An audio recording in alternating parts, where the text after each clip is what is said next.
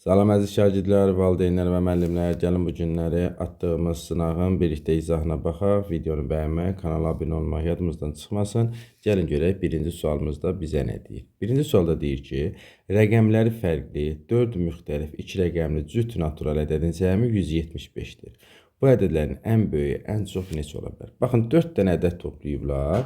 Bu 4 dənə ədədin cəmi nəyə bərabər olub? Bax, cəm bərabər olub 175-ə. Bizə də deyir ki, bunların ən böyüyü, ən çox neçə ola bilər? Mən də deyirəm ki, bax, buna böyük ədəd verək. O zaman nə etməliyim? Digərlərinə bacardığım qədər daha kiçik ədədlər verməliyim. Bizə də şərtdə nə deyir? Rəqəmləri fərqli olsun və ədədlər də müxtəlif olsun. Rəqəmləri müxtəlif olan ən kiçik 2 rəqəmli ədəd hansıdır? 10-dur. Bura 10 versək, bu birisinə 11 verəməliyik, çünki rəqəmləri eynidir, həm də ki, tək ədəddir 11. Ona görə bu birisinə 12 verəcəyik. Növbətinə 13 verəməliyəm, 14 verəcəm. Çünki 13 tək ədəddir.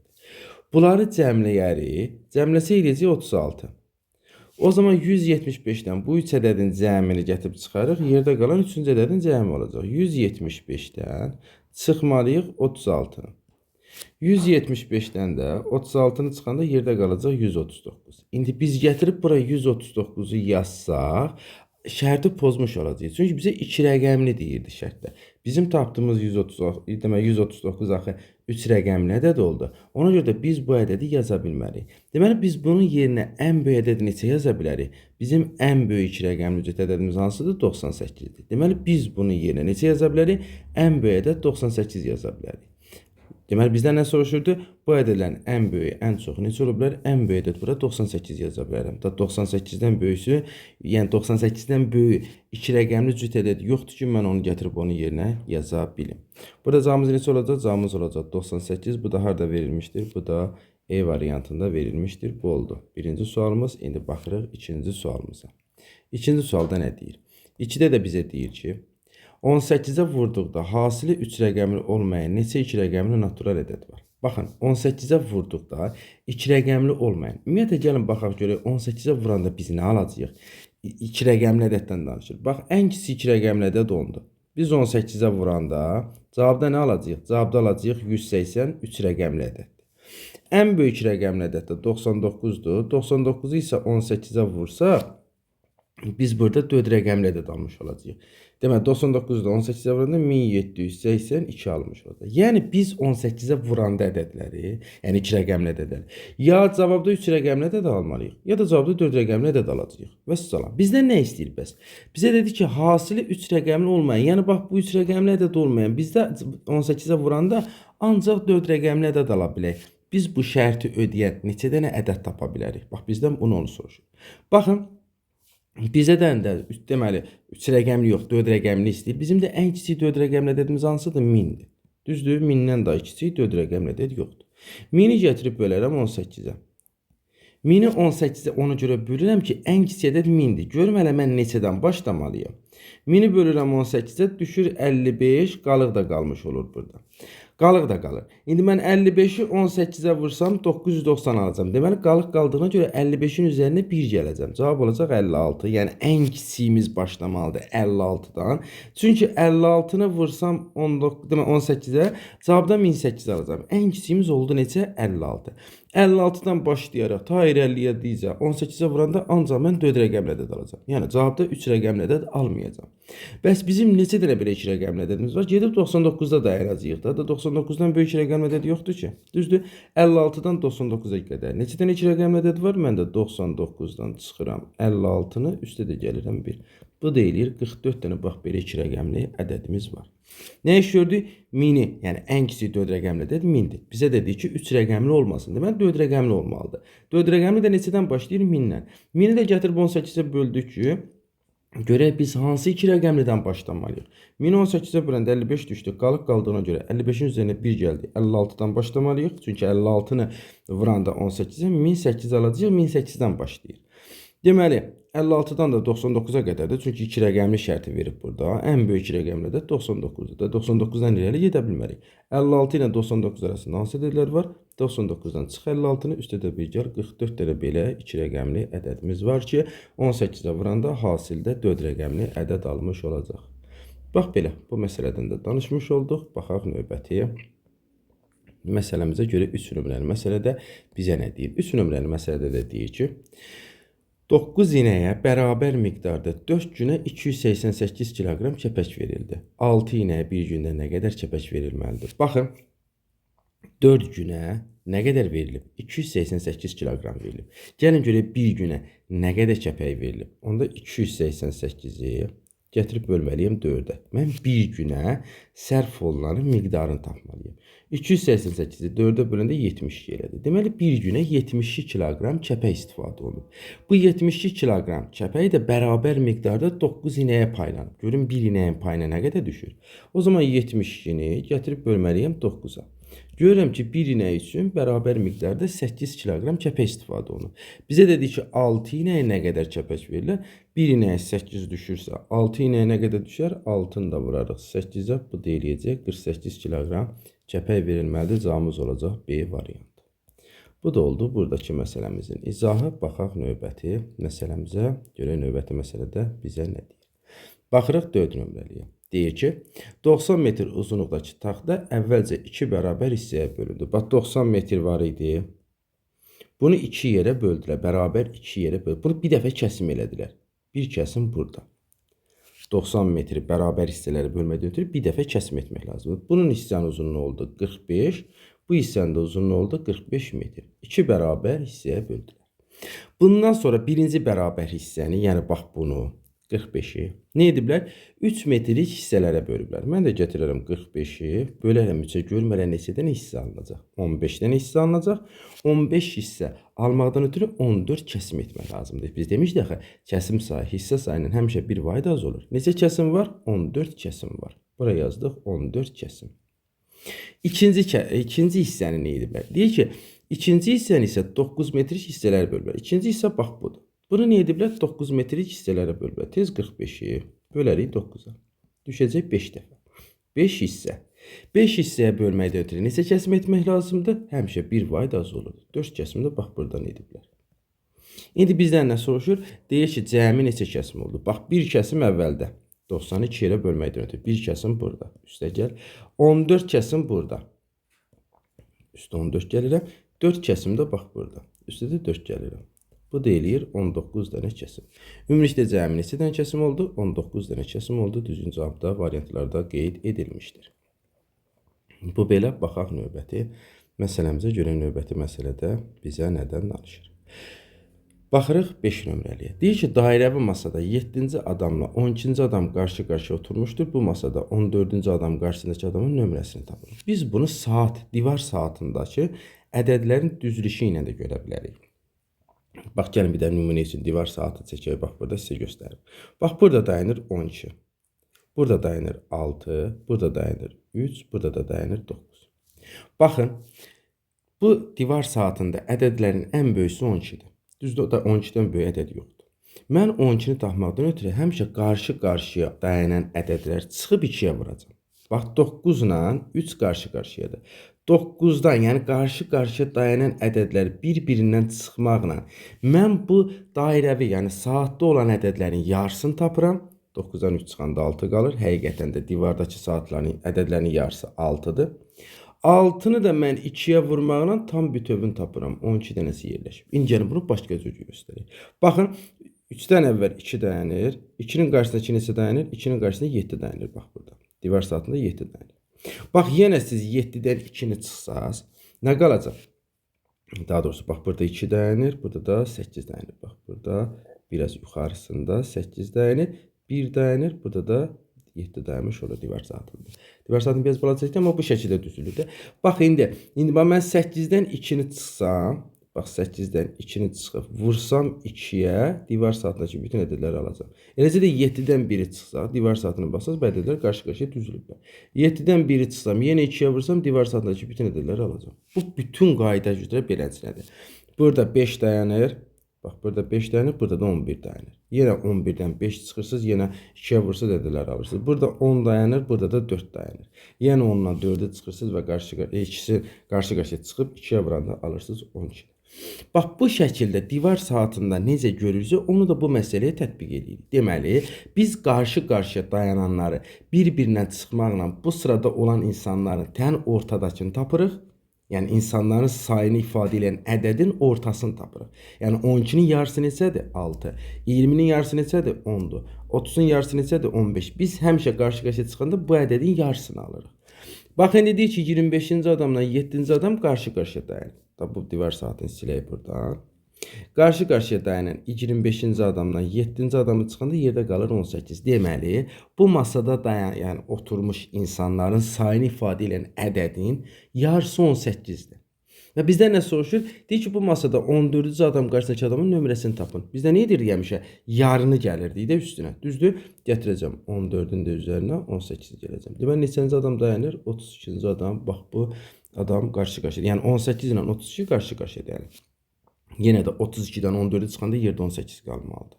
Aydın oldu? Yəni həmişə çıxanda yerdə 18 qalmalıdır. Bu şəkildə cavabımız olacaq neçə? 32-ci adam əyləşmiş olur. Cavab olur 32-ci adam.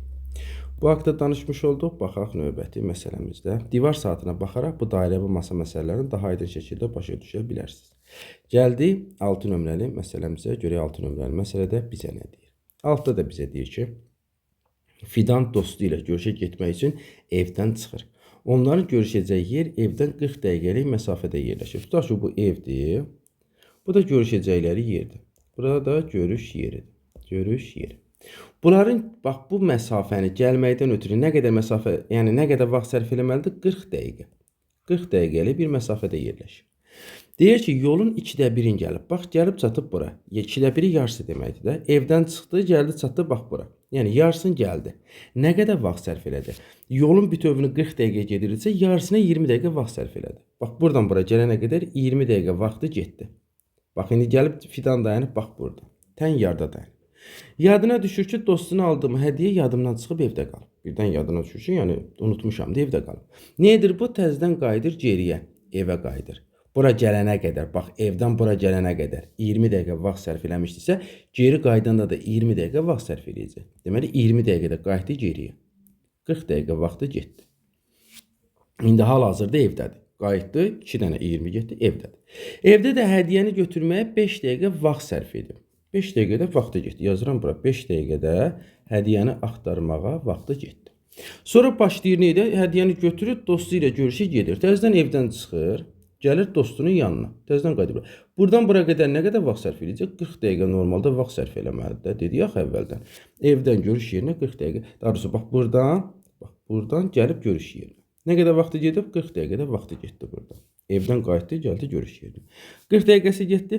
Dostu ilə görüşən anda görür ki, saat 17:30-u göstərir. Buna əsasən Fidanın evdən çıxdığı vaxtdan 30 dəqiqə əvvəl saat neçə idi? Biz əvvəlcə gəlin görək Fidan saat neçədə evdən çıxıb. Bax 20 dəqiqə burada getdi. 20 dəqiqə burada. 40 dəqiqə vaxtı getdi. 45 dəqiqə, bu da 40 dəqiqə. 85 dəqiqə vaxtı gedib. Bax nə qədər vaxtı getdi? 85 dəqiqə. 85 dəqiqəni saat və dəqiqə ilə ifadə etsəm 1 saat 60 dəqiqədir. 60 dəqiqəsini ayırıb 1 saat elədim. 85-dən də 60-ı çıxanda yerdə qaldı 25 dəqiqə. 1 saat 25 dəqiqə vaxtı gedir. Gətirərəm nə edərəm? 17:30-dan çıxaram. Görüm evdən saat neçədə çıxıb. Gətirərəm 17:30-dan çıxaram 1 saat 25 dəqiqə. Görüm nə qədər vaxt. 30-dan 25 çıxanda 5 qalacaq.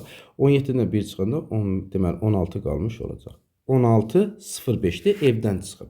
Bizə dedi ki, bunu əsasən Fidanın evdən çıxdığı vaxtdan 30 dəqiqə əvvəl saat neçə idi? Hə, bizim burada tapdığımız ədəd var ya 16:05. 16:05 nəyi göstərir? Fidanın evdən çıxdığı vaxtı. Bizdən isə evdən çıxdığı vaxtı istəmir. Evdən çıxdığından yarım saat əvvəl neçə idi göstərir. O zaman 16:05-dən, yəni çıxaram neçəni? 30 dəqiqəni. 30 dəqiqəni çıxarıb. Burada neçə göstərəcək? 15:35-i göstərmiş olacaq. Cavabımız neçə olacaq? 15:35 olmuş olub. Cavab nə hansıdadır? C variantında ifadə olunmuşdur. Bax belə. Bu şəkildə də bu məsələmizi həll eləmiş olduq. Baxırıq növbəti məsələmizə. 7 nömrəlidir. Deyir ki, kvadratın perimetri düzbucaqlının perimetrinə bərabərdir. Düzbucaqlının daxilinə 2 bərabər çevrə çəkilmişdir. Bax, düzbucaqlının daxilinə nə edilib? 2 dənə bərabər çevrə çəkilmişdir. İndi oxşadaq, bax burada 2 dənə bərabər çevrə çəkilməlidir. Kənara çıxsa da biz düşünək ki, bunun daxilindədir. 2 dənə bərabər çevrə çəkilib. Bax bu şəkildə toxuna çevrə çəkilib və radius nə qədərdir? Radius da 3-dür. Bax buradan bura qədər 3-dür. Onda buradan bura qədər də 3-dür. Buradan da bura qədər 3-dür bu radius. Buradan da bura qədər 3 olmuş olacaq. Bax düzbucağının uzunluğuna neçə dənə radius əmələ gətirdi? Bir dənə radius burada, bir dənə radius burada, biri burada, biri burada. Uzunluğunu 4 dənə radius əmələ gətirdi. Enini bəs radiusun biri buradan bura qədər, biri də bax buradan bura qədər. Enini də 2 dənə radius əmələ gətirmiş oldu. Düzdür? Bax, indi n ilə uzunluğu toplayıb 2-yə vurmalıyam da perimetrini tapanda. Düzdür? Bax, bu düzbucağının perimetrini tapanda n ilə uzunluğu toplayıb 2-yə vurmalıyam. 2 radius ilə 4 radius toplayanda 6 radius eləyir. 6 radius da 2-yə vuranda 12 radius elədi. Bu düzbucağının perimetri 12 radiusdur. Radiusunda birini 3 veriblər axı. Onda perimetri neçədir? 12-ni vurarsınız 3-ə, eləcə 36. Deməli, bu düzbucağının perimetri neçədir? 36. Bu düzbucağının perimetri kvadratın perimetrinə bərabərdir. İndi bir dənə kvadrat var. Bunun perimetri neçədir? 36-dır. O zaman tərəf neçədir? Deməli, 4a bərabərdir 36-ya. A bərabərdir. 36-ın 4-ə böləcəsi 9 eləyəcək. Bu kvadratın tərəfi 9-dur. Bizdən nə soruşur? Kvadratın sayısını tapacaq. Sayısını da tapanda bir tərəfin özü-özünə vururam. Bu da eləyəcək 81. Cavab olacaq hansıdır? Cavab olacaq 81-ə bərabər. Belə, bu haqda danışmış olduq. Baxaq növbəti məsələmizdə. Görək bizə nə deyir burada. Baxırıq 8 nömrəliyə. Deyir ki, sıfırdan fərqli 4 rəqəmin cəmi neçə fərqli natural qiymət ala bilər? Bax, bizdən bunu soruşur. Sıfırdan fərqli biz hansı 4 dənə rəqəmi toplaya bilərik? Ən kiçiklər 1-i, 2-ni, 3-ü və 4-ü toplaya bilərik. Düzdür? Üstə gələk 4. Neçə eləyəcək? 10 eləyəcək. Bəs ən böyük neçə toplaya bilərəm 4 dənə rəqəm? 6, üstə gələk 7, üstə gələk 8, üstə gələk 9. Da bundan böyüsü yoxdur ki. Bunlar toplaya bilərəm də böyük rəqəmlər. Neçə olacaq bu da? 30 olacaq. Deməli 10 ilə 30 arasındakı olan bütün ədədləri ala bilər. 10 ilə 30-un, yəni 10-dan başlayaraq 30-un özünə kimi neçə dənə ədəd var? O zaman 30-dan çıxırsınız. Onu üstə də 1 gəlirsiniz. Deməli 21 dənə qiymət ala bilər. Cavabımız olacaq necə? 21 dənə qiymət ala bilər. Yəni siz 10-dan başlasınız 10, 11, 12, 13, 14, ta geçsiniz 30-a kimi görəcəksiniz 21 dənə ədəd yerləşir. Cavabımız olacaq neçə dənə? 21 dənə müxtəlif qiymət ala bilər.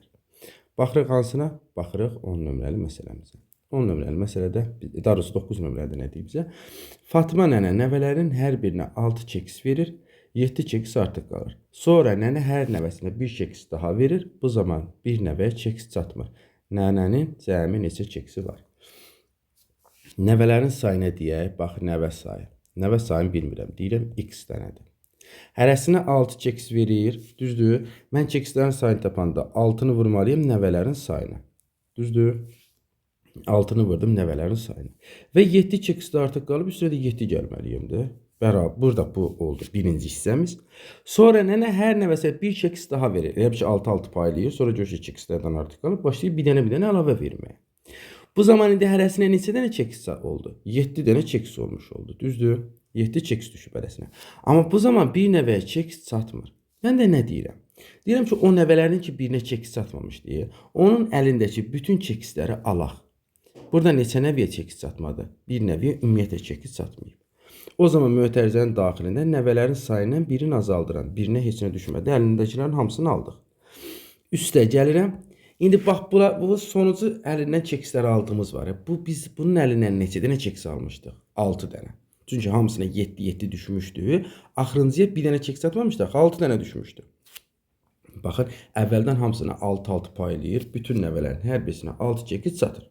Sonra başlayır bir dənə verməyə, gəlir axırıncıya görür ki, keks çatmadı. Axırıncı əlində deməli 6 dənə keks vardı. Biz də o 6 dənə keksi aldıq. Dedik ki, bütün nəvələrə keks çatsın, bu birinə çatmasın.